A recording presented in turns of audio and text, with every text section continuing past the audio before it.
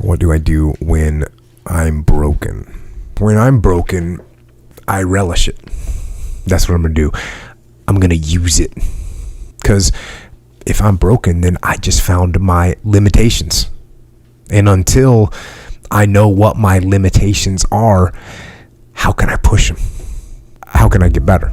But once I see it, once I feel it, once I see where I was broken, then I can attack that weakness.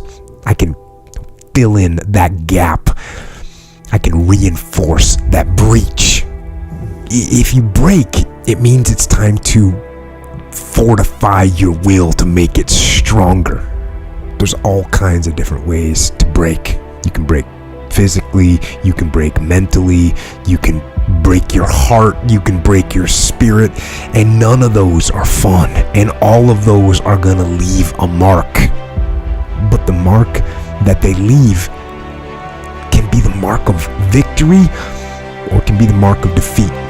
Because every time you break, and in every way that you break, while it's a chance, it's definitely a chance for you to give up and for you to just to fall apart.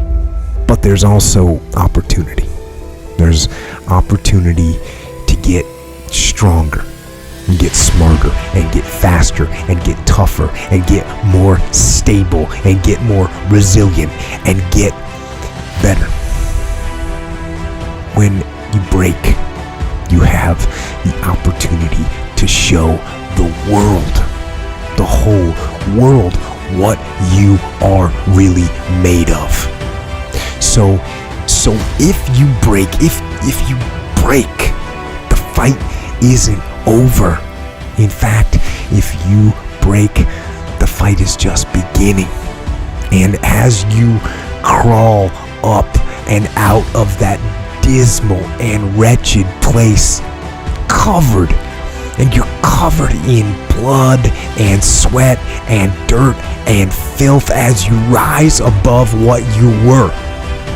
And as you take the form of who you are supposed to be, you will see that in the very act of standing up, in the very act of fighting on, you will become and you will remain unbroken. I'm not saying to put yourself down. I'm saying listen to the truth. And the truth isn't in the 20%. The truth is in this other part of your brain saying, look, man, you're wasting a bunch of percentage here. We have 80 more percent that we're not tapping into, because in this other 80% is suffering, pain, failure, self-doubt, darkness, and then a whole bunch of light. So a lot of us know that. I can get over here, but over here, man, this is much better, because I gotta go through this journey that is not fun. This from 20 to 100%. So we decide to live over here. So everybody goes, how do you do that? You know exactly how to do that. You know exactly, it's not a magic trick. There's nothing I talk about in that book that's a magic trick.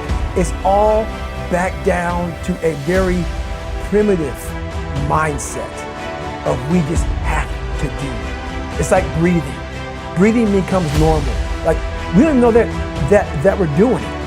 That's how you have to live your life. When that alarm clock goes off at 4 or 5 in the morning, your mind says no. You just say, this is what we do. It's what we do now. Because to get to where you want to go, the amount of pain involved, I'm not saying physical, I'm not saying you got to break yourself off.